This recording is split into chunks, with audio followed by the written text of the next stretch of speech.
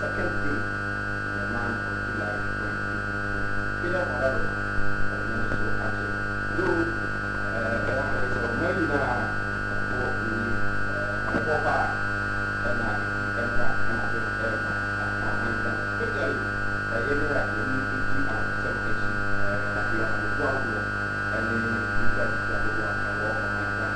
I think it's a far and also I would say firstly not the utility, not the church and the personal and my first point movies about spectrum.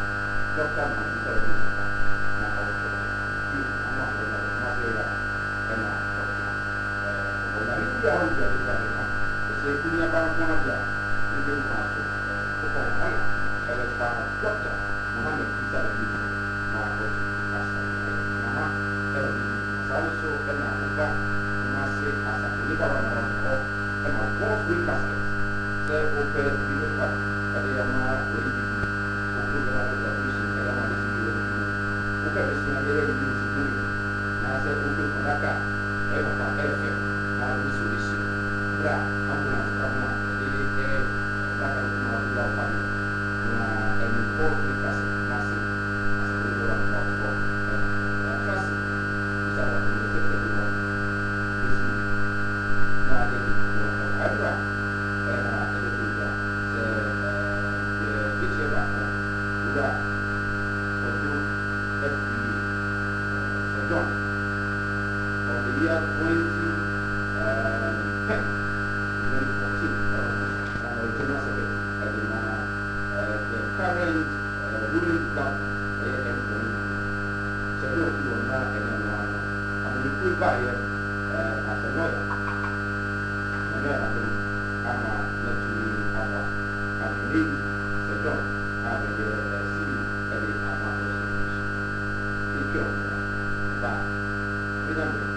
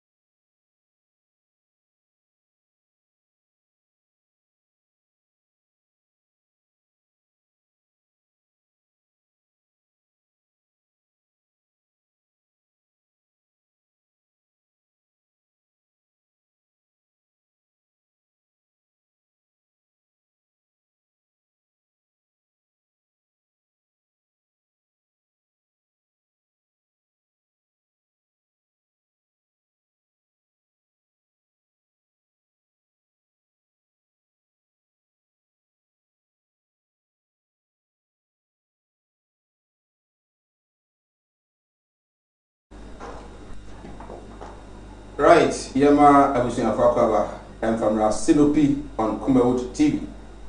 And then Eda Yawada, the second day in the 7th month, 2020. Yatrasi, I mean, I don't, but the young quache. I said, I can see it, and the money being so amount of the Birada. I should be so now in the Busua, and we'll share an tea. So, and I have waffle. I was losing Casoya Sling. Dr. Mohammed is a review. Mohis Heba Center. And our face goes with caskets. Master Ato say almost all the musica. As we are saying, ready to know a bro, they be rather. I trust it. If I'm read now, yet in Congo, COVID-19 said Yareno Ashas here. Now, as I speak with you, 117 Ghanaians and Yareno Ediomo Akro. You are, like I say, Omudibia, our man, so far. Rumor eba abusuane say omuntimi confirming emfa emaya until say His Excellency ebe confirming the amaya the current one CEO at the Forestry Commission of Ghana, former General Secretary for the NPP Kojo Owusu Efie aka Sir John kukwasi ni enyi say what dada on te so Sir John Edaya sorry commissioner ye peke and they say ono so ewu through COVID-19 as a yare no currently aban mu ni pami nsa a mu du and yare no etimi edomo ato the ofo makra Ofolokrom constituency na Ashanti region general secretary national secretary agenda on COVID-19 at the record. KK Sam Okupimu was secondary tapade metropolis ano and now Yemo Yareno at the record. So and apparently Sir John and so Yareno at the record. We have medical doctors, nurses, and other Ghanaians are almost Yareno at the Omo at me Akko. What are we not doing right? Is it because you may do your things right, but to be on your name ye within the arena abesawa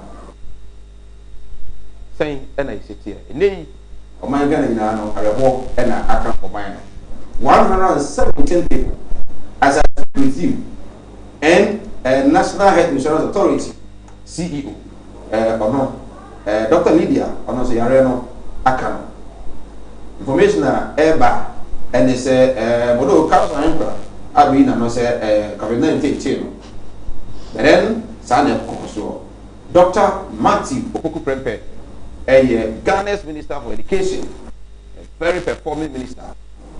And also information about the Secretary Yareno Ibi Akano. Dr. Okwefi, Ghana's Health Minister. I know also say yes, sir. I don't want to believe I say yes, sir. I really be Akano. We if you are and when you work a second Siago and a arena account.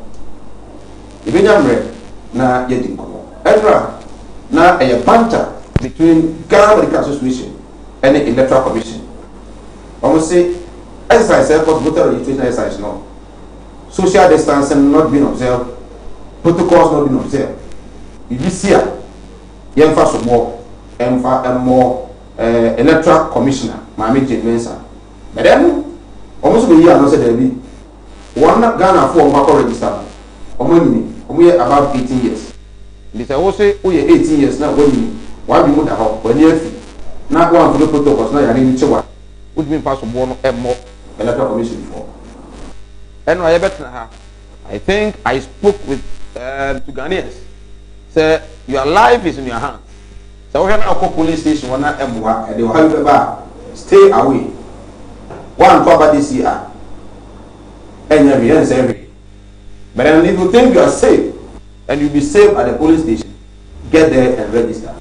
I told you there have been a lot of observations I had. And it's in Yamia Memu. Now, in and Tinemasia. And here, by the time they ended this voter registration exercise, no. Na Ghana for Ghana already. And we see, oh, what? No, no, or I don't do more as well. Stay away. One proper this year. The news was in BBC. Even na yet Babeda for that transit. Now, Sir George, you know, Areopa. He said, Babeda, you will be a Kukwasi Obakaya. I think 8th of July was Monday in 2013. Election petitioner NPP when you cool now that was forward more at the court said the man Muhammad didn't couldn't be an answer. Never could be you and I were not there. And I mean, I know the people. Or can send you a brand court, no Supreme Court. After some Said John, I can't say me. I hope and I don't go people and so what. Bema, and we say a pack or Bema the answer no, then the man all I can afford to use a job, or do no general secretary at the NDP, but that time I can afford to do. I beg by or Master John, whose position is here. Veka by Forestry Commission, now later and acquire Sir John. Area Kuno, Air 19, yet, therefore, a million year. And then the three at the electoral registration exercise air cost. And before the same one, now it will be a Udia. We are saying that Tianso Kasa was it or Brown or some or almost a John. Then I mean, we have 3 days, and I said, we be here over the class. And I said, the crew, that man, or more intimacy this year.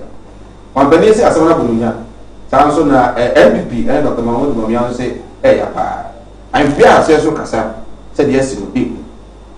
The reporter able to Sacramento, public is hot, and I said, John, free. Yebako, now I don't so I could do come now, as some of the guests of the panel, I'm faster, and from Muhiz Heba Center, and Africa, Bosway Casket. We are live on Facebook, Kumahook TV, and on YouTube, some Dakus TV. Young call, now young Congress, John. Obra, Supreme Court told side of friend. It's a bit of kind who be young. Now, you're back, you're transit COVID-19 and matters are rising. And a lot of people are almost free. And it's debating here. Even younger, now get the home call.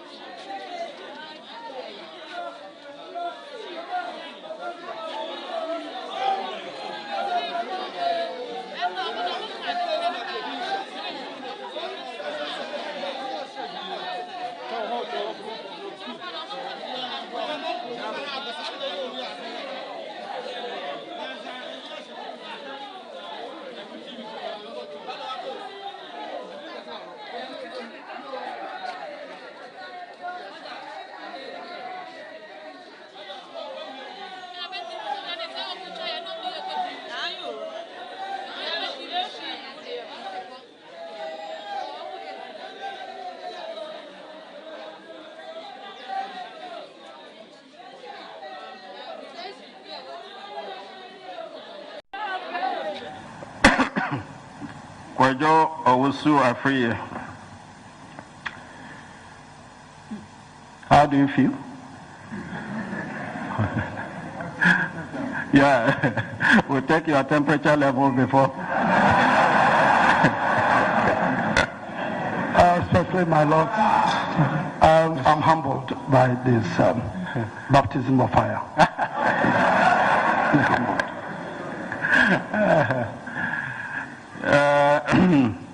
We find him guilty of intentional criminal contempt of this court. Considering the ready admission of guilt by the contemptor and his nationwide education against contempt of court, which we hope is genuine, and the prevailing efforts of the Ghana Peace Council and various religious bodies, the political parties themselves, etc., and the plea of mitigation put in strongly by his counsel Ayikwe Otu, we are reluctantly restrained from imposing a custodial sentence.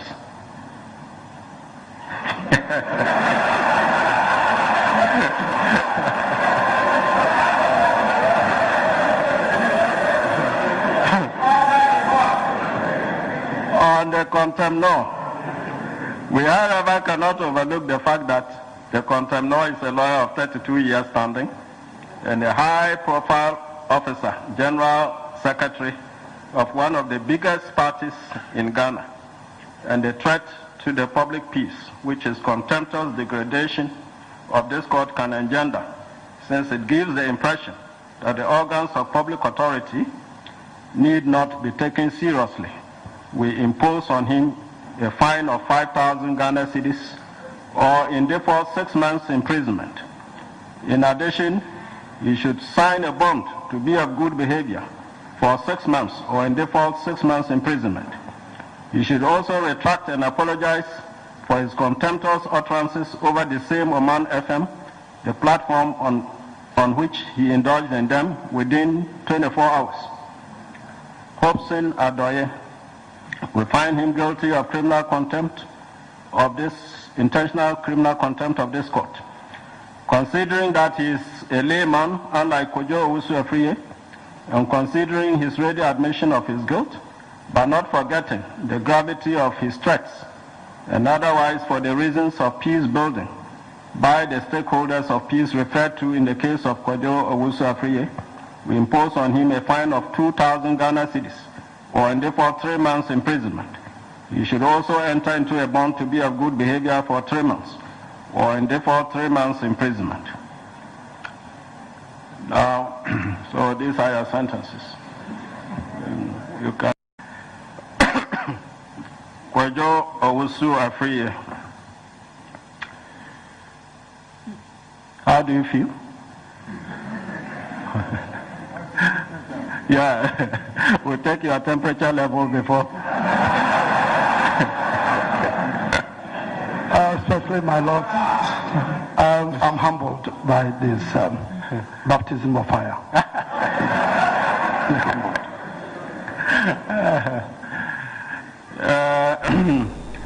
Right. Yes, I am a Kwaba. See, we Kojo Owusu-Afriye, Sir John, and I go ahead and video kakra. In 2013, July 8th, the course of our Supreme Court.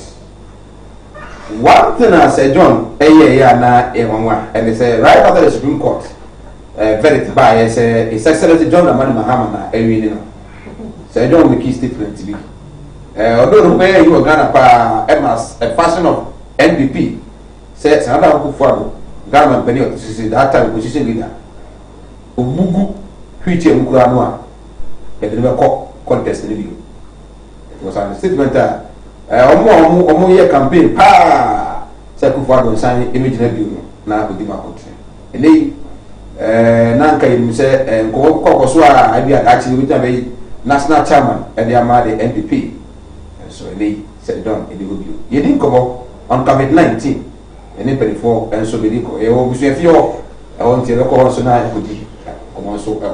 Sister Sim, a radio communication team member for the NEC and then communication Swami constituency. Sister Power, Bakodia,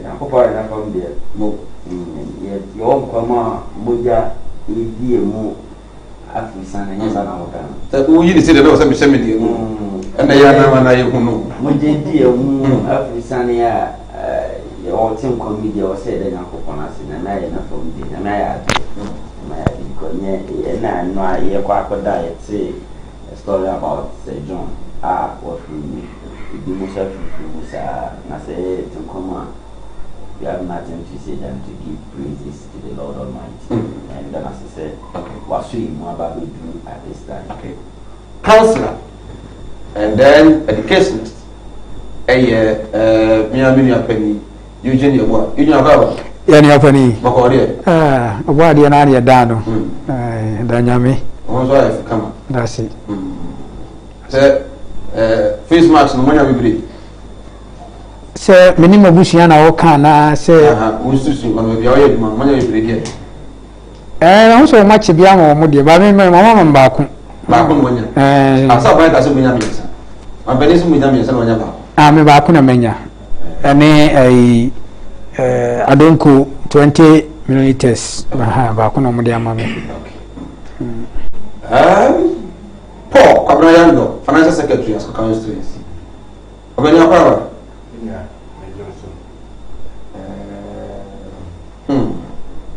asama ba o but Android in rap it is as midnight that time no na station ba okay and that was nearby na enya asem kitwa enya dia ehemre da dia da no beti se bi obi afri na ebe fa ohun and I want to say indeed, I don't know how painful it is. By virtue of my godfather, the Honorable Master of Humanity, and my minya Quenya Asia, Ira, Sedawa, Wakoni Krechi. Indeed, you say politics, and you're always about the high tension now that we are meant for people. I grow. Idi ehun komo personally na woni Honorable Master Kofi Dumashia omu say that relationship no e wo ho even almost discuss other people cry wo political divide no cry adwin kire ni adade e kwan obefa so a odi beye ni niema ni nsem obeka we kai 2015 ye koye primaries Honorable Kofi Duma police for a call Asqua police station. Sir John was the only MPP penny that I afraid he was the only person, the friend who was more and the Semawi, not Papa Yebu, but Gada in coming down. That was when I got to know him. Say indeed, leadership is one first of all. See, everything and running there. Ama me who sabi me who dia menye. Eduma sukra na na do de ma no. Me kwa de na me nim say forest yet me fa ni pa do was but say wa we di nukra from 2017 hospital wa na we di medical form aba. We have free Forest Commission. We have free Forest Commission. Hey, na Forest Commission, no, na a point where the house are innovative. What you be na dream at the what? In fact, hey,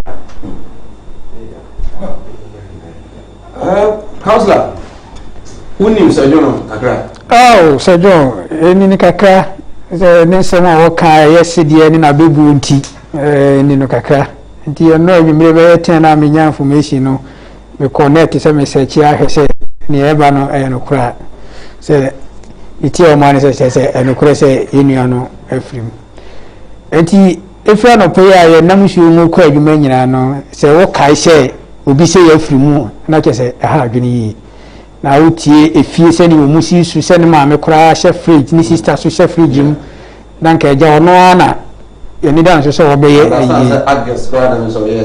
obeye na ni nua pani ba ko a wa firi mu na yire ne man na nyira ono na hwe enkurai na we ya bebo no na ma me ni su sesesi ade na we ya ba enkurai bi kura ono ho nkan si obeye dei tide ke se ya sama ha bi ni yi ankasa ubi se bisa ubi aso wante ho hwe ne wo mo bia ne kura se kese wo man te ne yare mu kura bibia wo mo anopamiti one of the stations na wo mu bisa ne yanko pa obia ne pa se wono hwehwe na kira kwa mo so abekumasi na ye ne nwanwa se John front so ko no office we ko de nye chama kura na yankofo ni bi so wono no efre ye no so wabekumasi sesen because obekumasi bia ofre no eti ede na kodwa bekumasi na mante ho hwe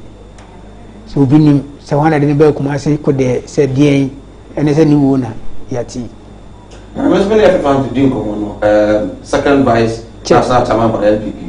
I say on office Monday, and the catcher said Sir John back on us. Okay. But I think it's not workers now we're trying to keep within the next information. But I say Sir John won the obi ampe nti agya nka yɛte sɛ obi awu bɛte ase obi awu ba bi akɔfa yɛ deɛ afu yɛ mum ha dene sister samai na busia fo na be mo yakɔ na ya ka chance answer mo shedding and easy a trying moment for them. Yeah, share family, our breadwinner of the family, our share different Mukra, Ebia, Monian, and Ma, any man for they bring Nipa will become in some corner or man, maybe depends on him.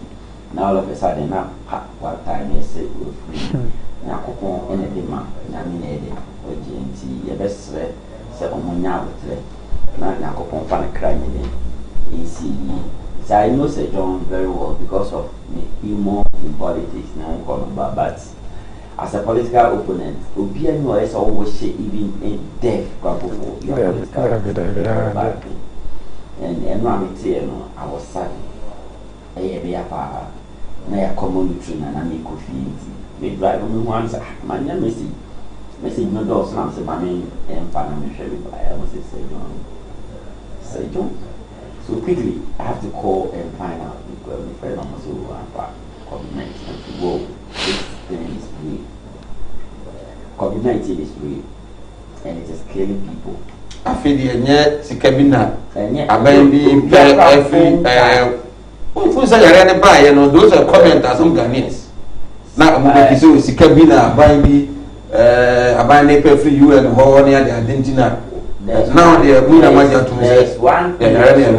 NDC as a political party has always been consistent. Say, I already is real.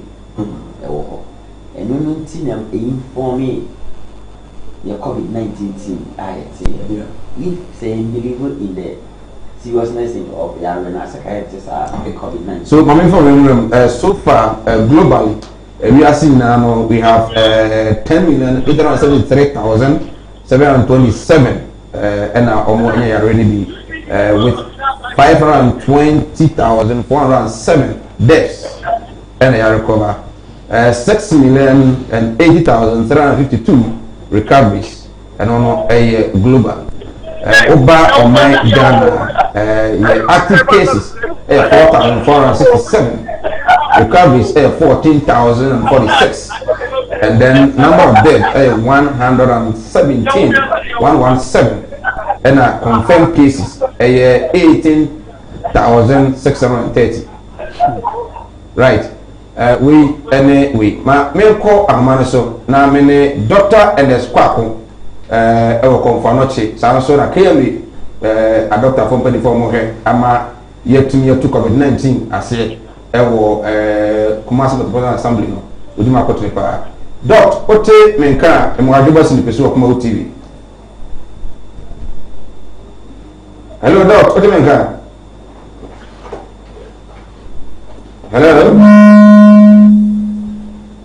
Doc, my daughter. Okay, I think say Dr. NS Kwako NTNK. You are China Jacob na Helena Kudi Komo. Paul. What are our health sector? Maybe a name air crew. In your moment. Yeah. Mesa do asibi na mafa akwenye suna masama Sir John Bushafo MPP for Ghana na yako ewo asemwa ya kati na ya shere mudi na ya kare nse bibi bia mu no ya fasi ya media no ya bibi chichi na so no na dem. Okay, macam kami saya misalkan Dr. NS Kwako. Dok, macam sih kan apa?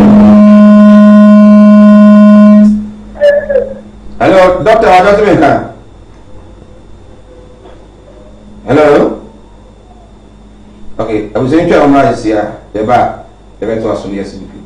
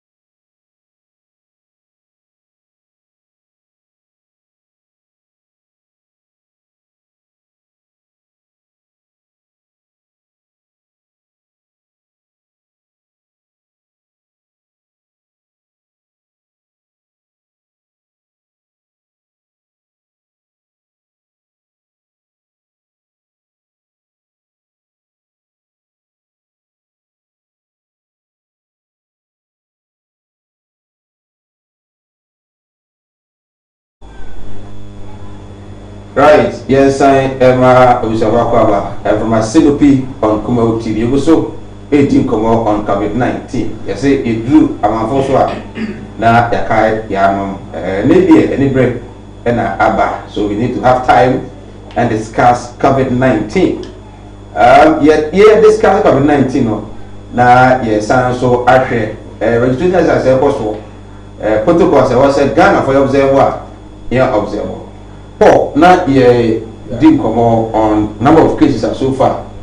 Yeah, record of Ghana. Because I said, anyone because we understand, say, and then from Elephanto, say information when you about some kuju, we don't want to say, I didn't call hospital. He was not attended to. As a health officer, no crime. It's a more to look at hospital. Not much because we are supposed to be at COVID-19. What do we have to do?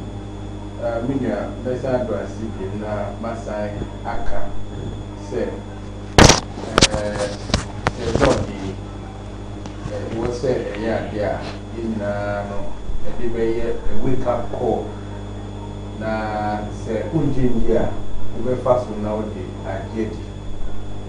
Mesa so Adam say yes, so I can't was it. So we can say a new home and I just understatement because the WHO for and our World Health Organization for describing a really say a pandemic. Pandemic, actually say a idea it may a wipe out a whole country. Actually say Nipa 10 country more. It means you will win in every work. So I say, it's a understatement. A idea brewing so. Maybe a idea Timafa Nipa 500 globally. Nipa over 500,000, 520,000. A crack a free assassin so there. And yet at the Ketua. Bibiare Timifa Nipankwa. Memefa India bro. Memefa because Nipankwa. Said their President Akufo-Addo, say economy need you say ya no say no but you beat my but any pound come free who nipa ultimate power don't put nipa emba and indeed no crest so nti ehihye any nyama bia ye beye media ayare ba ye na mahu leadership mfaso say President Akufo-Addo Niema waye ni nyina chese senkie nyano at this time wa se wo hwehwe amam panifo bi a betwam ene wo mu conduct ya wo ye wo niema bi ho na wo hwe dia President Akufo-Addo ye a senkie nyano at this time enka niema be ha nimu no yemfa asida emenya mese wo de bibia be wie se president ye na afamu de aka mi no mi no Yesusu ye dia ebeye enkwala eco school protocols ni say ye mo nose mask ye de be kataya no no ye be what provide akwala bia mensa omunya mensa so for omunya enkwala no nya mensa omunya se esi omunya binu teacher for no omunya ba minia but at least omunya bi ena na ma teacher ni ko pele nose mask ba yes, every day. Yes, at least, you pay more money and some years. Now, executive instrument, HSA, Ubia for public place, must have a nose mask on. It's war as an individual, no. You have a responsibility, say, make a public place idiot, I must carry one. And now by now, so now from dear, on so amabi. As a constituency, I mean, your MC, your MP, party executives, even individuals in our party, actually, be a many. What I say, sanitizers are would be once any other day. Me say individuals, no, ain't no, I get number. Nemo no. God is no. Yes, we are a bit me abo home buying everyone. I aban na afamu de individuals no so osu be wa afamu de na indeed President Akufo-Addo wa bomodin papa tanka obi a yenimu no efe kayare ya be kede sabe guyeti e kire se kama yare ma ye kura no wo se yare nam no manaka do be na semri ya enka yare ya be ya be aban sika free ba taxes yenye free nyuma kuo ho enyuma nyina perform because you to do bibia mu ama nyuma omo mu koye nyuma nyina tete dem enti aban benya be den wenya taxes e dia aboyen am yenya sika ya di free aban wo no swana benya ba ku nya am yasan na efri nye taxes ye to a tete e to ni so free enye nyuma ye enyuma itu na agu ya president Akufo-Addo ase yi sika se over 1 billion cities. Yen sam fama nyuma akofom na mun sam peja. Enso ye bu Ghana have for 3 months free. Uni mnebo. Electricity na obi epa so na ubeso light 3 days in a month. Enso light bill e be brew. President Akufo-Addo decant so 30%. Afraid they was say 50%. No, you decant light bill so 30%. I am not for review. Hey, say light bill in the neck the bank come me. Say light bill na see what on the money Muhammad Brezo and your neighbor send me come me. Yet so. Sometimes we so light 3 days in a month. And so na light bill dey blow do sabi good. Yet so 30. Asana fe no ya san te so 50% amo bibiara so ati ase ehihye ni akodo ni ema ye de we nkwala yi ko se ne nkan nkwala yi tina fie because awu go school me ka na aban ko omu nua ni ade enso so aban si dabi nko na mo fa hihye yi engu kwan mu na mo timi fa ntwa ma bi si Mike leadership there and so enya na yare yemo nyina mo ye humbai ye hwe se ye distance hye ni nyina so because I who ye so ni be na obi e kan se do won ase e die be na de papa iko COVID-19 ya ye kan mo ase enti no mesre se enye se ye hu keke idea betima toro wase but would you say Ghana for you did so because more year prime minister in acclamation of the president and vice and a president can said more year you know I'm trying how many say but near him say we so we so a man no modi Adenasare e me kasa some religious organizations because I said can people before move so Emrano money. That's a commission as I say, we will need the chair. The Gonali Branish. Or say, yeah, Mammy and can't name Sinuki. Our program is to say, yeah, primaries. Protocols are you go in that. Ye so, or big piara or twaba. Me who say, what hold in and the sanitizer. Aye. No, she nose mask and sound wa kwakoto. So as I say, but victory is victory. Say ba, and no tell you fight to say go. And in there, a beba. Sometimes no people go where. No, I tears him. So as I say, and in there na abano, and the money a cosa. But say protocols are depending on and now organizers the good was say. Say yes, let us establish. Say indeed, it was there. I saw Veronica buckets, hand sanitizers, hand washing soap, yes, I did no, and son walk to our name. No, yet to about we are jubilation.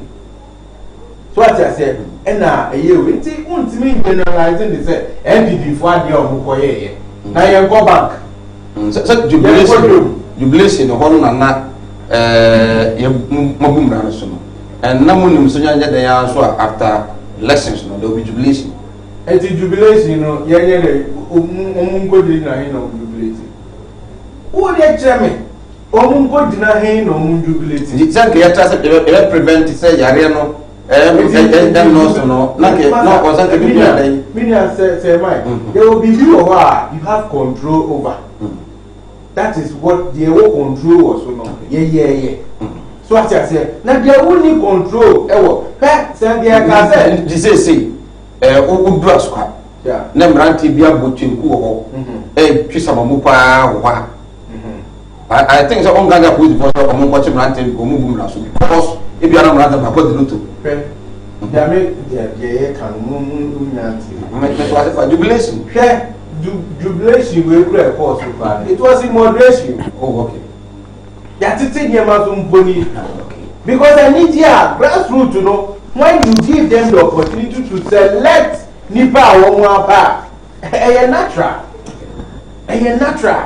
So what I said is a prayer. One more school year. I say 1.33 million. Community coach here when the what's feet. I say 1.5. And you share one can grab read them job them. So as I said, because I need to so I grab you optimist shall registration fee. Yeah, over for baby every year you hear them okay. Because it is go school. So as I said, who to go school? It is a canaba obey. Tibi you to and she say nobody should miss those things. And because MP before them go away. Yeah, go to a banner, you know, you see what Veronica back and see what hands and ties are you see what and then who is Sano. Okay, Paul O'Brien, though, Finance Secretary at my NPP, a scrap constituency, and Madame Participating Honorable or Member of Parliament. Sita, Sorry. COVID-19. Yare no se yaku yenya den COVID-19 real. Yeah. Kumipa. But Omar Polyando, the opportunity to speak, he has done a great disservice to the party and the Ghana for. Because I know Polyando very well. Now I wasn't expecting him to say or the fact or yeah, they're not politicking. No, man, no. The lives of the ordinary Ghanaians should matter. And some are here very serious. There was a doctor. Yes, I was say over confound her. Or say isolation centers now, they can't admit people. And then Omo Katre say testing kit compare testing and sana who say what tested positive and not negative and no so crap no it's say be ho. Omo ma yesa we say I test crap or let's say 2 weeks and sana results are back. It's that 2 weeks no you are on your own. Oko baby na o dey sama ofo. And Obia will speak ma abine. Ubetina can you say my reassurance. Amagana ni Timamunia would see. I will say, hey, although the thing is killing Ghanaians, a Kungana for the and so I buy the two animal. Ama yet my brown. This government is not interested in trying to care, say obey bra. But they are aiding the spread of this virus. Oh, okay. They are not trying. You are not being fair. It's a fair comment. Very, very fair comment. And I mean, make it amount. Oh, Polando, who's a because opportunity? I was thinking, say, educated Ghana for, I'm a Ghana for assurance. Second amount for. This is what I said. Schools no, I want be. Or starting the premise, I say, ya mom 3K, ya mom 3 nose mask. Oh, my teacher, you nose mask back. say on see the beer non banco. Only the dangers associated with that are There can be. there can be, but if you are not prepared, don't go in for it. So when you're prepared, yeah, train because you are really, mind you are really actually. That's what underlying health condition. They are no cold. This is our immune system, no, very strong. I think my fight against the arena.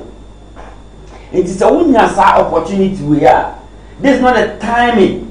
I also say, over bet now, no about blame game, no about this government is a government of soundbite.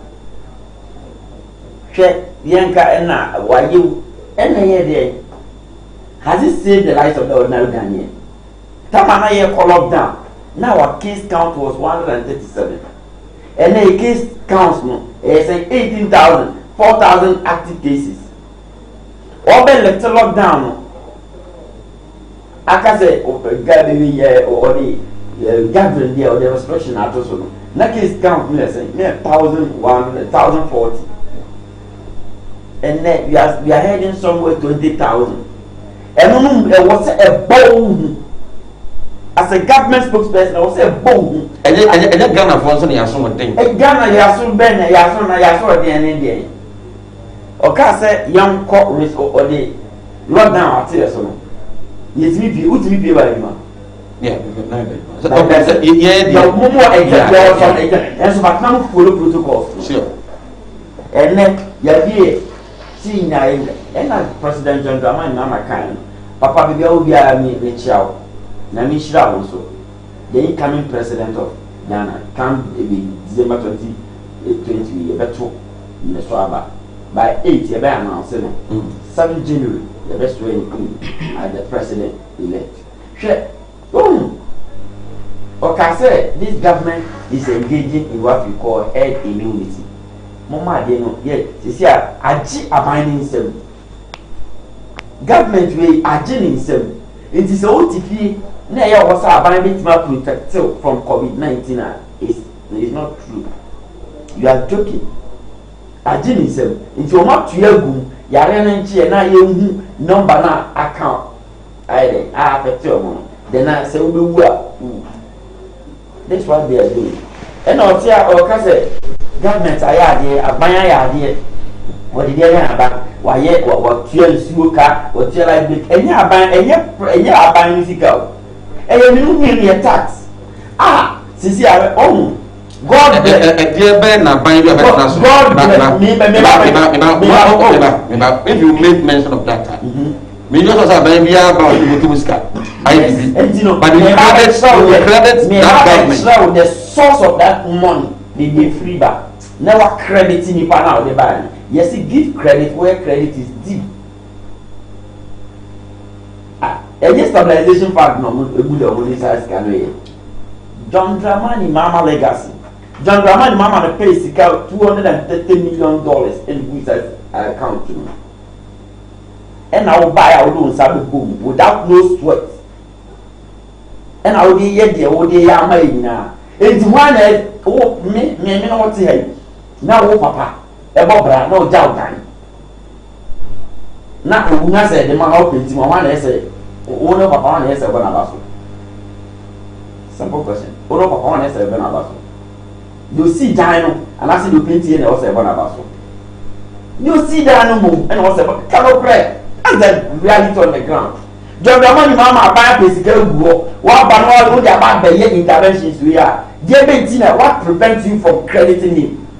What creditino? One creditino. You Ghana for him say a stabilization fund. I hear John Dramani Mama buying and a pegu. They are telling now a borrowed funds. Siberia say young maybe 3 months, mafakano. See the me buy 17 years can for the man commit my 17-year-old boy. What is that? What did he say? On the president conference, all this and I will go without say on brain copies can be or make commit my it's in any achievement. But they should have credit. Nipana or Bob Rano to I want to two hours who didn't have enough. Sign Panusin of baby almost that one yesterday. That's about what find work. stabilization more. I'm a net where you Eddie Bob Sanani. Right, this is it. I was saying yet. There was a say, you know, the last time I was telling you, you say, this fight against COVID-19 stripe of information.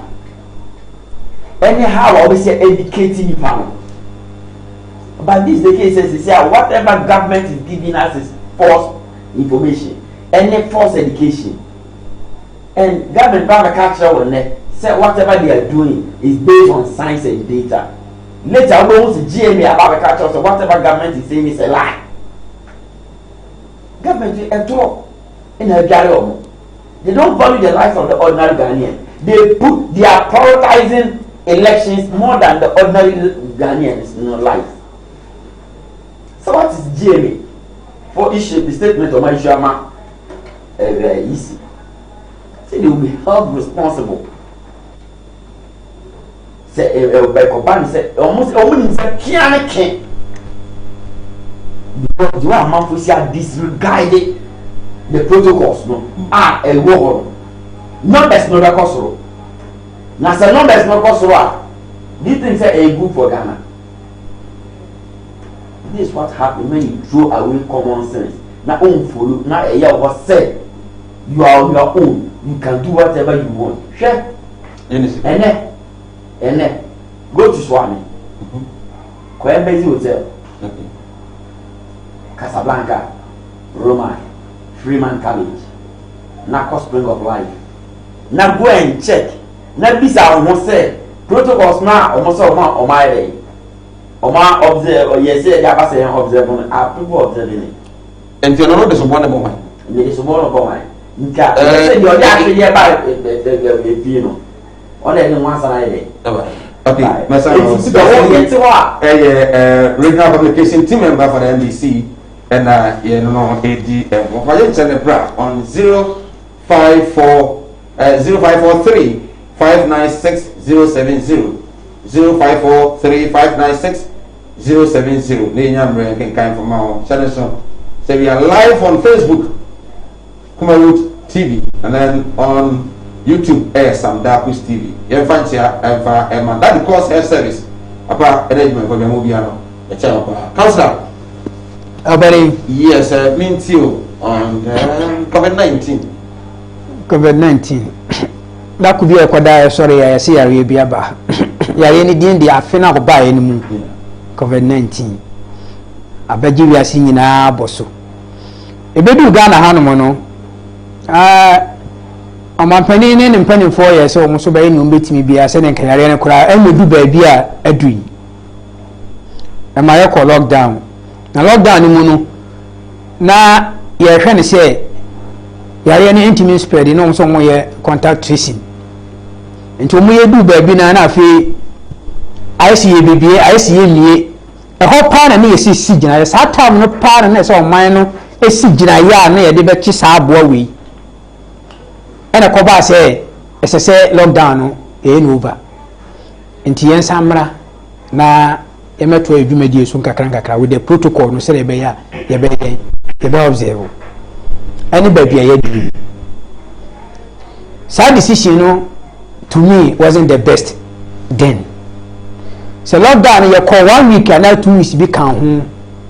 Send any economy a broke sen krana ye beat na shena and can they any baby away. That is why any baby even say area no I say ye the year politics. I say you be any anyhow. By me I call any media say oh say no ho you will be a day.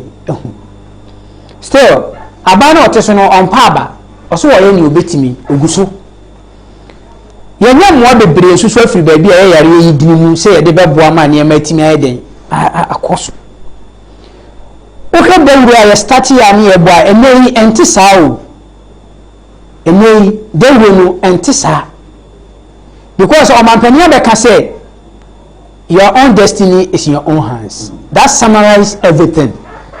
Say you walk friend saying about what year will be the 18 and you know so walk now if you won't show mask say sanitarians you ensure ho na unya yare na that one is your own cup of tea. So this is ade na ade akoyu.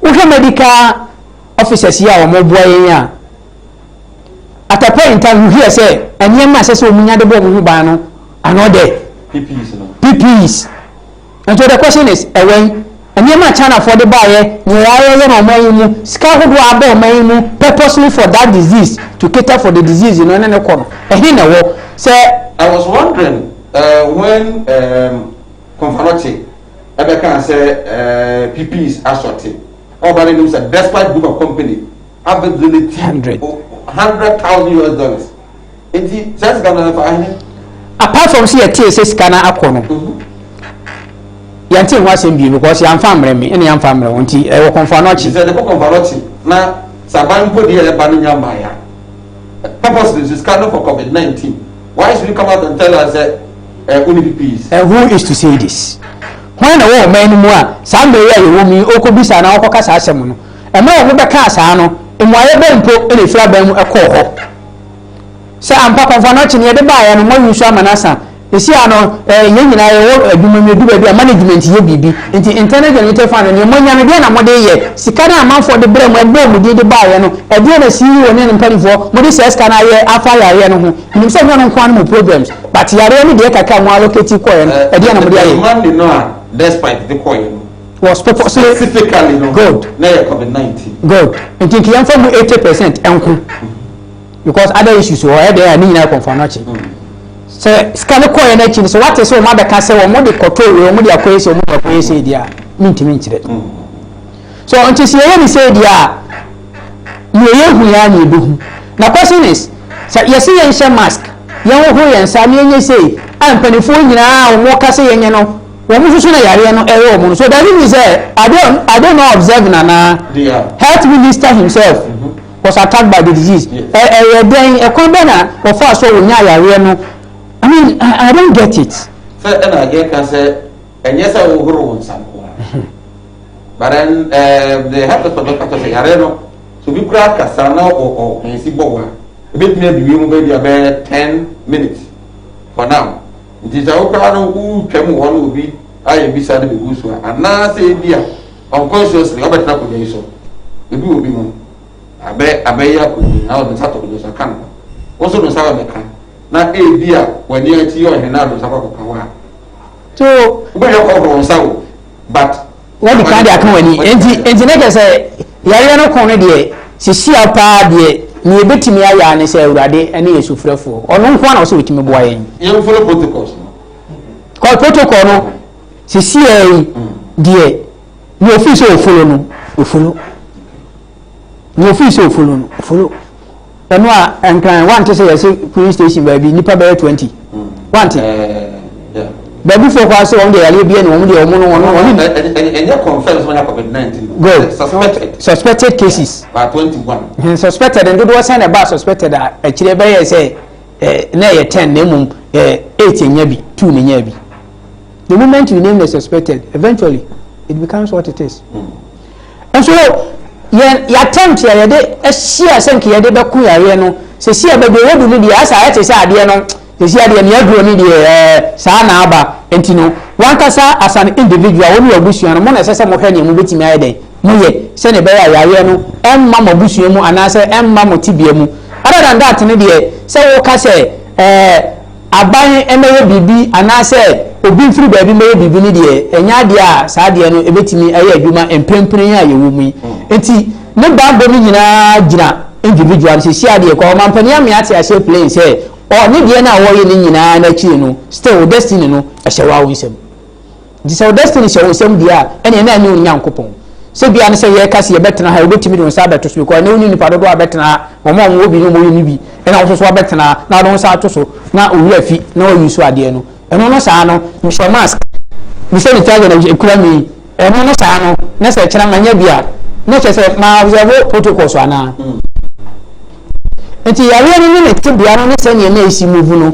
esi ye no de ehu ye eno na me pese emra wotoma ye mu ye o health ho no na nka obetimi amaye se ne nyema si kofo omu facility no ne se ne yare no nature no esi de eti in fact there is factual truth say omu be ka kire about this we are not getting it no kwa bi wo ba bi say yinya baabi esesi yenya no ese omo be ka kire yen efa yare no because yare no sene esitie no ne sene yesi kono no ne sene adechi bia ebi be ka ho no na me kwara bi bisa se enti woma ede yare ne be ka ho increase de bia da no enfa na ya omukọ ya omo ba omo no didi nkomo a enfa ede na omo ya omo nya asa yare no and this time round and kan come me expect say omo di figures ne ba no de already obi aka number no keke na half one ya say and have Ghana for racing kiti na wo mai age characterization ya no modern say age no nye def omo ye briefing no modern the age no say bia 18,000 from age 5 to be at 15 you will say from 16 to say you will say that thing say sadie no so cut down well a betimi aboa in the sense say yes penifo ne de ye omo a because omo yinyini ene omo already conditions binti na etimi wo mo ti quantum na ye mabru no ya ho say ye de immune system no e de ni ade ya yare na kwan enti say bana mabru no so ampa number bi wo ho no ma eye youth so a ye so ye movement ene so ye be hwe ye because won na ma mo bobo ene won a wo bi agwo ni ade ni nyina no ni nyina ya ade ya sese ye de ye hwe but etimi na figure bi say age we kosi age we eye nipa kro we na yare na attack omo e wo man mu out of 18 no omo ho ato omo 4,000 na ye active na ati say ebetimi ni nyina betimi aboa ama yare no ko na ye ko no yetimi akon na yakon ye but aban emeye hu sika hodo a eba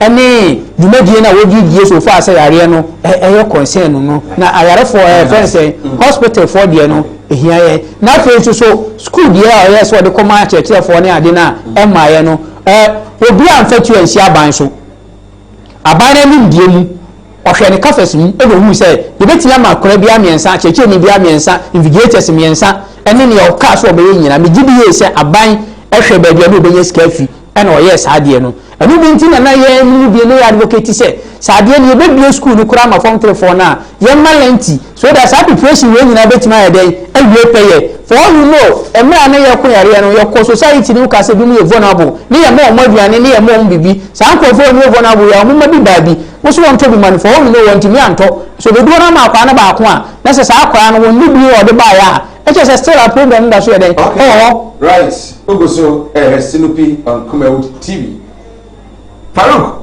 Tema or say the reckless and total disregard to COVID-19 safety protocols by Ghanaians are unbearable.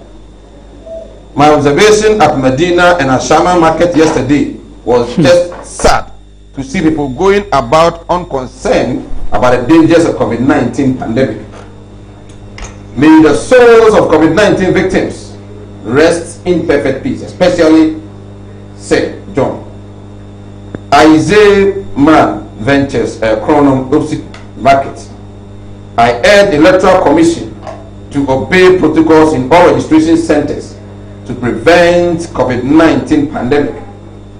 And what a sad news for Sir John. May his soul rest in perfect peace. Good evening, Sir Mike. Watching you live from Nkranza. Hearing the news of the dismay of Sir John was very sad. What else can we say? May his soul rest in peace. Well, messages now were there, but every day so touching.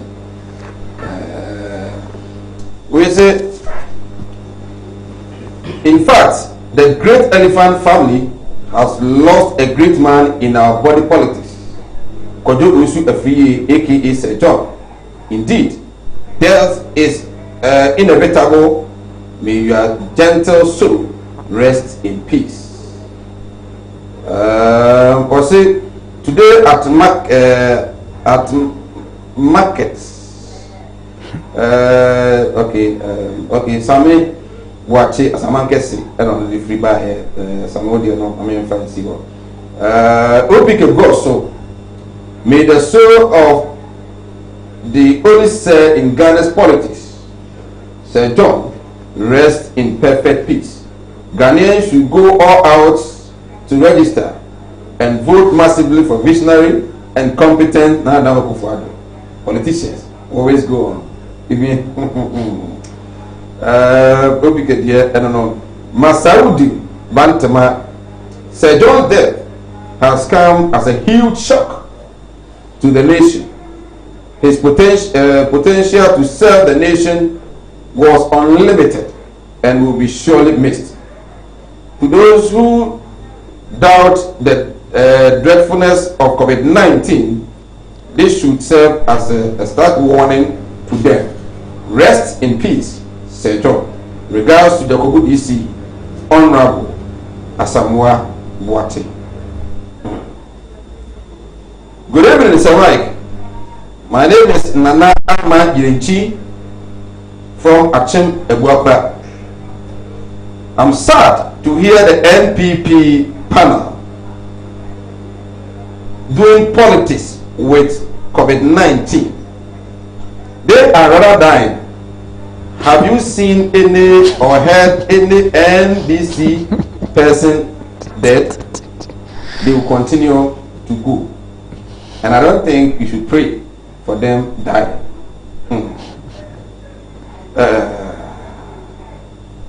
Teacher Kuju, Tepejinesuso. Any foreigner caught at registration centers must be severely dealt with by the police station before the police steps in. This election is for Ghanaians, not foreigners. May the soul of Sir John and those who have passed away through COVID-19 rest in perfect peace. Regards to Honorable Suleiman Ademu, I have enough Member of Parliament. What are they about? 0543 596 070. Na the number I can at the amount. They will still didn't come up on COVID-19. They was said no near no air. It's a local police station. Na who said, don't people want to aid me wow and put a two safety. Stay away. You may not be the first person I want to have in 2020. But if you think, say, all the safety protocols, and then with safety, I assure that go ahead and register. I mean, tell me, Homra, minute back home, back. Everybody remove, go to the registration exercise, and the matters arising from day 3 of the exercise. Everybody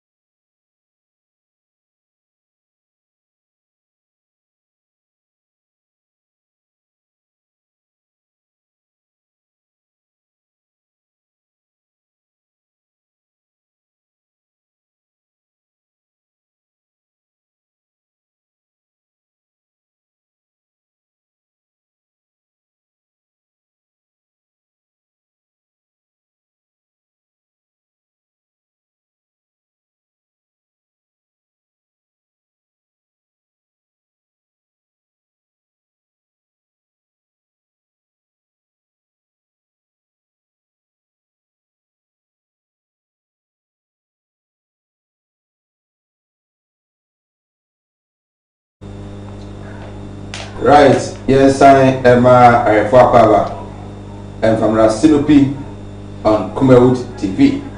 It was so 18 Komo. The Electoral Commission, and they did 3 as I think this was a question. And then we are better. We will quite say yes, amount for a ready person to register. The zeal is there. A dress saying, if you so the Ghana for one about on Tita to register. Next, they say, when you could say number 2 ban, boom, and the 2 ban also. If you say, Moon is Sarah, next they said, the Abani and your pa, don't be some register with 2, a chance of money so. You didn't want to go. David. My sister, yes, election dynamics are really and you almost some I almost running mate your running mate issue. They should be the last people to be even talking about it, because also the book acting. Satia much. So yes, so it so it is called the offer. And then man try that's not humble. I don't know who jump ahead of the panel. Secondly, many a customer can you are and before Muti and I can follow Muti, maybe friend, maybe sending a message. Or can say government absorb it. What's it for or more examination fees? It's false. And yet, a talk, any class or candidate. Ghana way. What kind? My kind story. I said, and the story, no, my main show. So means I know how you do your things, you know. Now I know so baby son. West Africa for or more can say you or how today.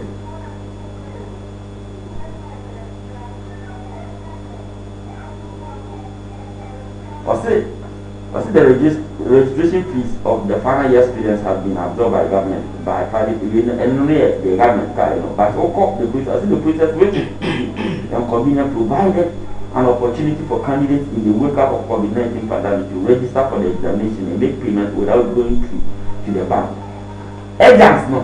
Naka exam flow was supposed to come on March. Yeah, before COVID-19. Yeah. And before cover exams, you pay. We in America, so Ghana way. Government, they're not saying why not? Private Government, no, okay, give it to me. So, they should be very careful. And right, for the purpose of wait, I'm reading exactly what Sita Edibahe. For the first time in our nation's history, the government will absorb the WASI examination fees of the 313,837 students who will sit for the exams. 75.4 million Ghana cedis will be spent on this.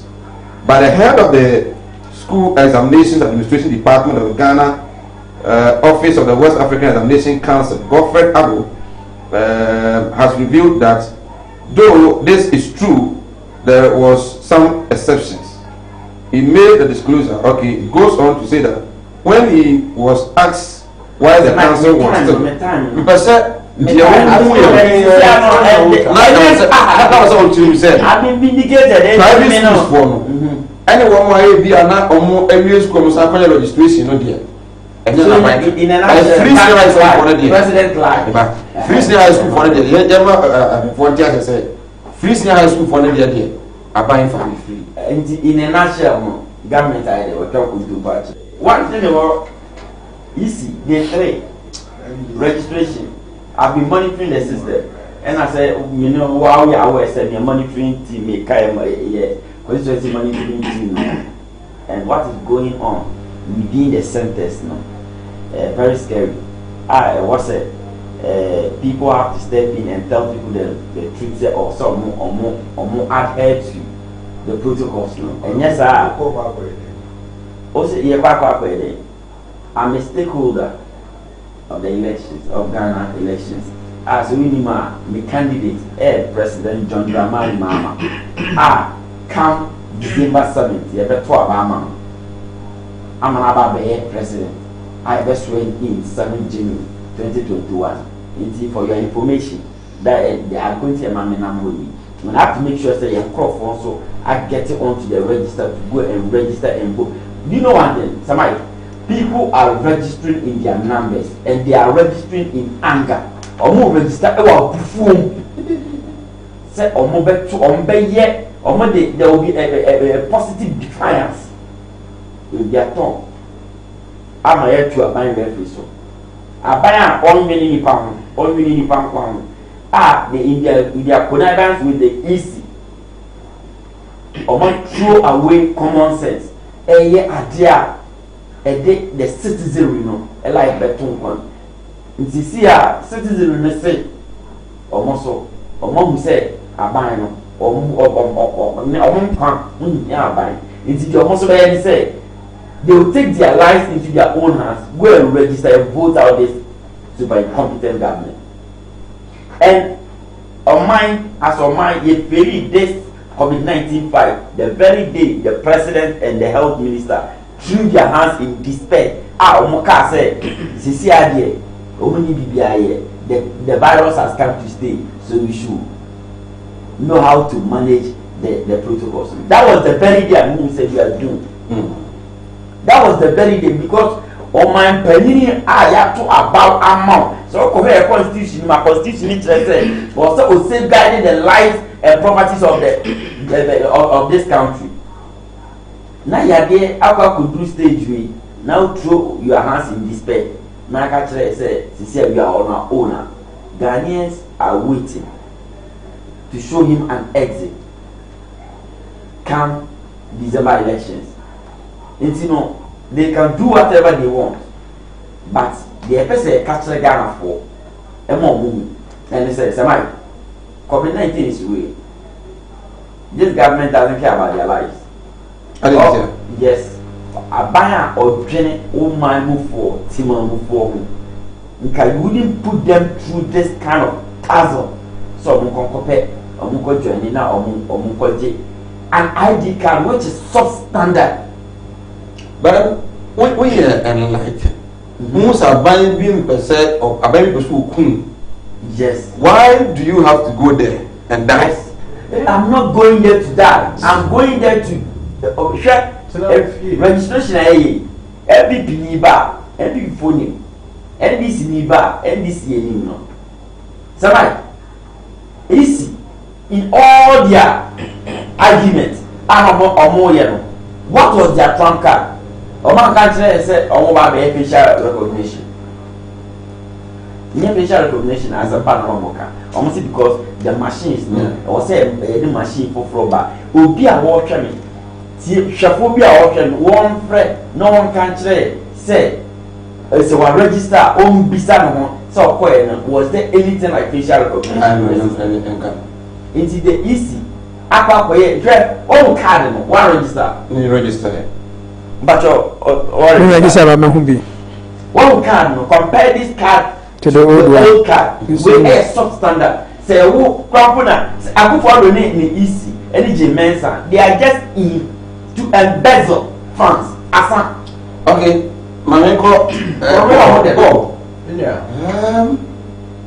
Registration your question. Then an attempt by government said okay. Say what about Ghana for us now. Now most Ghana for the ask we are. One be trouble. One never trouble my mind. Yeah, my main son that was CBO. Akwenya very green. I'll be my it's me back now. I bet you see me. My Ghana for a jig some tomb. Senka, one my acquaintance, come foot through NBC for me, better fine gentleman. Someone can nice, so would you message back? Now, you will be declared as a girlfriend on chance you that makes a girlfriend. Which means you mean to work with come. Uber cancer buying arms of it a lie. Meanwhile, every dinner exception. Why would you feel work already study and you're buying and but they call for yeah, control when free SHS and Guano dear. Yes, I do my figure over 300,000. We were definite. I will. It's in Minia Ukasa going forward. Politics in new. Fact that I got a baby bedua, the air you watch among who said, same year now, not wash you. I am a mini canteen, some back who be free minia earlier, some more kind. I said, oh, they buy 11 years to grab it in the taxes. My cousin, let me 17 years. I said, you walk, or man penny or buy your friend John Dramani Mahama. And the Ghana Fusika over $35 million. So, we'll see Commander Sugar Factory. Indeed, oh yeah. Obie factory, Pachaman Kasa. Obie factory, no, in 2016 April, August, yeah. But on factory, no, 12.5 million. It's not true. So I just said, factory one couple was here, $35 million from Indian government. Now, April, August, I will turn evaluated for call. One say a bit more on factory, no, 12.5 million instead of 35 million. What the Ghana for? What boy and that's why it's and Yama who drove baby was it why a KGTR $294 million in our so dear. Now Kumasi more price. Kumasi more cry saying so I said let us see a deal in Yama bad. I'm here and I mean ya say my buy muno. Yet me some go patch, especially Don Dramani Mahama, with the Airbus issue. The colleagues, ya daily one countries or more, no, that's only more can't open. And I mean the better. So I say, see, my memory is in some so many and this seniority and then consider trust. That's a 7 little show. The program is to be on a discussion. He said emphatically. Say, your parent war, you will say registration, and my son, China. One more to see you, meaning individual tear you, can't answer what is here. And me party form to a bonny chidon. Oh, my yard, Jem was here. I go Supreme Court to Nako Jimbuli, will be free Supreme Court to them as a court to want the Supreme Court has granted our issue and those things. Meanwhile, Supreme Court to say, oh, card yet me fan to what big jump on thing. No, can't say more than I open Yara actually. And then, and 3 days I will be saying, yeah, no court for Ghana. And your registration here. And your registration here. Now, see a back to a bar. Million NDC for million NDC for. Now, me there, send no more can yam pinima registration cost. I was in Guamu Casse. Yam pinne MIN Tuaba 2020. So I say, I don't know Tuaba. Now, I quite a fast to abandon the whole say you are not interested. But I quite also a fast to buy registration. Yeah. Ghana for also any so. And then I read the development. Minia, who can see a dim run so that bend the bidding run. Yes, say, yes, I deal with. Now, Fabo who buying. Abra will call you Bibisa away. Ya, a home go. Amy, yes, I say, yeah, got to a bank one, I go registration one will be a drink of protocol. Oh, buy who rosa. Over sanitizer. Oh, call banker, don't you apply the same protocol? Let me there's a protocol in here, you might be if protocols and yet you might be and no more money be in wine, and your protocols now you follow their control. And yet the same protocols and no more money be no, or more money be in the fast with their control. If there's a remedy or there's a protocol, we must all adhere to it so that we live our life. Because at the end of back, and you can the day by you, and you grow back. If we are seeing any moons and sun, and I go for the BC, we must learn to live with it. Yes, she said, we will do readjustments. But I go around now, who say, easy, no more war, registration, that's all, no more. Minia, baby, I may call her dear. Modern International, KRB, and her, me who said, and she said, even MCE for ni bi kwa bomodin di konya aba o tete social distancing e wo ho aji wo mo engineer aji minua NDC minua no NDC for ya we ka wo nko na nka o man dani mutu no ma be dinasi ahwe ensusu me ka ama mo atele se ye betro di ni ne atro ne china ye dia ko ba eyi president papa ama na ba be di yeso na na do danfo akofo ado beta to aso fie fi se asem to ye no se ye papa ya hihye ne niema se ne wa hihye niema bo Ghana fo no enya do mu koto atia wo mu koto atia no MPP fo niema ya hihye no bi ne wo di adanse eti ye koto aba bisa o minya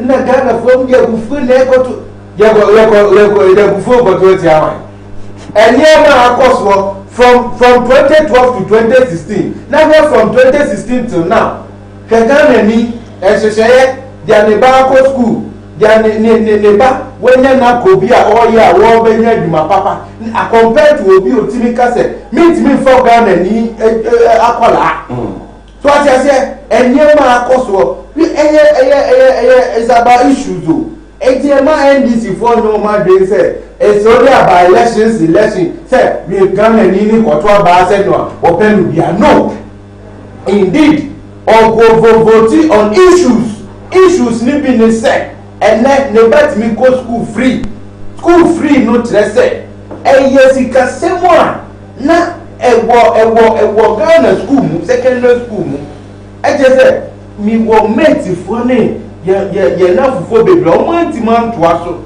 na obi sana asem obeka kire wa ni se ma wofo enya bi anto ami so and typical example Tepa Senior High School and master me dey close the bar was it before free SHS now enrollment was around 700 now they are getting to like 3,000 students so I say we catch the level of acceptance Ghana for MPP policy back now free SHS and drop to baby there far over 8,000 non-teaching staff over 9,000 additional staff akoka existing teachers so buffer stock on there go and then ya stock it up and my boy again your poor so akofo do me wo mudie no mo ni agade so that and then creative yesu ni pentima go school and you pesi go school e didn't no mo ko aduane dining ko mu kwa na grade na gate okay so that ina ye nhihye papa abai bi na ye MPP abai ni na do dan ko akofo ado o hye eti omo kotro mu di no omo kotro ba ba yo okay so woni mo NDC for there aya na mo okay my name is Kwabena. I'm watching you live from Libya. Ghanaians should be very careful about this killer virus and stop this politics. Otherwise, and maintain good health. May the Lord help our nation, Ghana. Amen. Already have the I don't know.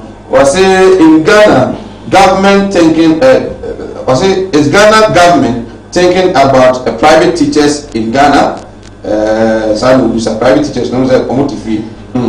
Good evening, sir. Thanks so much. Please tell the NBC to stop bragging. Okay. Nanaji to answer the Abba, I don't know. Was he watching you live from Mpapraso? Which region is that? Region Mayor Mpapraso, okay. I'm a councillor or not? Yeah, councillor. Yeah, Benny. Good. I'm in charge of me I'm for I say do and a papa rich. Real birthday. No, I say related birthday to Papa Ray. I'm in charge of the phone, so umujireti pa or highway so. Opani registration there before COVID in near account was a baby. Na yemu bi mu hwese ne na ne ma si kono kwa na nka yehuni se enka yenye limited registration na nka afi omo amanya 18 ne omo anu ni omo ani mu no emfa sa akwanya no so na omo register ba ko ba se yisisi facia na afi nipa bi a na ensese omukura ID card ya yekura isisi yi asane ye beye ni yeyi no bibi na enye eligible ensese mo ekura saade because of ruling be about 2012 ni ade nti hwe ni nyere mo anake se etwa kosi se yisi ni se o mandate no won ho se so kase we na me pese me ye ma abato aye beto no koyi a constitution no boa no maniti me ne na o so ye nyina nti ye bo no akosi se na eba se efu mo betwe di ma yare yi eden eyi ni ti ma chim nti yare yi ni ti ne de na akoye te se as registration no ense da amaso ye ye call lockdown ni nyina na akoye se ye kun yare no na se yi si nsem no wo ho mfen nti na elu bi ni se na yare na se abeti e prekope amana san be kan sika se ma ye call lockdown ni mu no de nanka ya kwanya nanka registration no nanka nanka ye suspended esanse registration aye koye dia koto aba no enyema chinchina chinsa afi we nko ana ebetimi aye saade no enti enimu ana date ba se ade ne twase ya na ede ye this for the budget ko ye dia mo parliament approve enti ne kese oya ho hwia enye enti ya na yisi beye ba se won bisa se omobuta ye pa no mu gia so mo de beye sa facie ya wo police station susu a saade ni ho mama how the be phone lines not to with me afre 0200603602 ba se da kese pa no Koma Muhis Herbal Center, Uduma Mosso do Miabra, and a doctor, Mohammed Sabi or walk. Arabia, how we are, Abusia, when in a thesis or about the amount. Stroke at the Obusian be up to them. One cassa, Opeba, and Abuya be. Ana, na essay of prescription. In a call Udium, and Mosso do Miabra. Doctor Mohammed Sabi with me about, now let me have show. 0249616937 0249616937 offering our budget so also and a Boswell casket baby for this year free say don't the nyame fa na crazy pa na mo mi twa busuafo nyina fo say mo mara Boswell casket e ho na ifo da ka papa this year eton bon so fo para enyago kumase fatinu ta ho na be mo so pa ko na so do this year bi we free mo atumu na ko if you now amusiye na komotia ubi mu yebetimi abo asanso na video coverage ni na no ye mu edmo Boswell casket shop I wo Kumasi over friend 0243 737 457 0243 737 457 na afi no one master to etumi edin komo so adwenche no ibuso edwit mi afre na etumi atimka say PM ebeche some minutes only ebeche some minutes yeah yes etino me ka se sa facia ade na no mugina so no ene se ni pebi wo ID card da ni bia ense se omode sa ade ne beto aba nti omu yi ni nyina afiri mu no ni nyina anya adwuma in the sense se national ID na e de registration no sa nkofo na yesusu se no munye Ghana fo omfa kotu kwa so be nya ye ID card ni bi no sa nkofo ni ID card ne sa akoye national ID card no oh okay omuda so wo mai mu sa I bet you. Na press yes, come ya chief want to police be an alcohol register. It is our ID card na your national ID card no. It's also na more sa ID card na requirement no. That's what I'm hello, good evening. Hello, good evening. Okay, yeah, trust. Yeah, it is uncle for na omanya kwanya no. E dey sa national ID card na ye dey voter register. I be register because we could not buy won't be prevent no it is still sad the end of the day e da so ho it is just about time no yenti we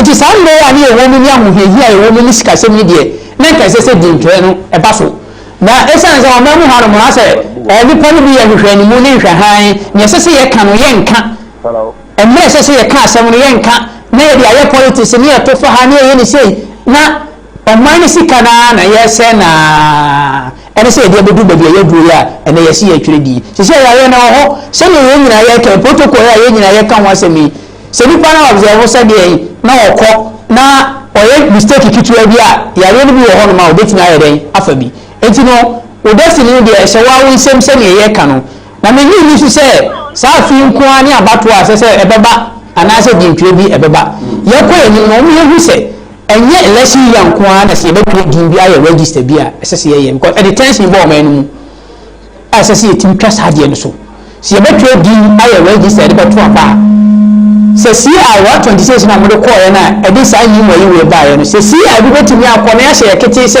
election ya e dintwe bi ahu ya se ye fi se register no fi wo ma yan pem ready before election ya no ye bi sa de ne de ofuo na mo ye na sa tension na ye beto aba e de ye no e 20 minute dey ntwa na ade ba ko America afa registration ho na member NDC fo aba so ene se ene ye NIA no uso mo ka so mo nye sa wo nya na wo ka ye no mo na abonje ameka se o mbe bi ebi si ye de sa card na e pay registration we no o che so ka so mo strongholds o mo ko fa register na bla bla no mo e to mo direct wo ba ka se wo nye no because we leader na be ka se wo nye no nti no ti ko no wo te se ye se ye nye o fe che mo ana afọ ye no ono wanti o me be ka se wo me kin se mo ko ye so sa ta na elite o sa elite but this one there who say afọ bi da bi na afọ there uti o mo we do so a ai se sa na aba dia ye nyina ye be ye so this one nya do mu waji mu pa afọ there o mo se o mo ko afọ nya be there e be registration no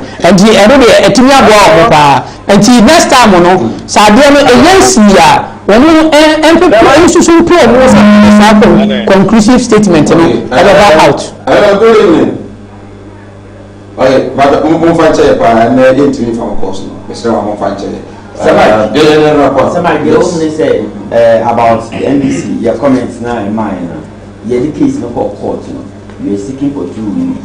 One, say court in a bet say or meeting compiling new register and about meeting revise it.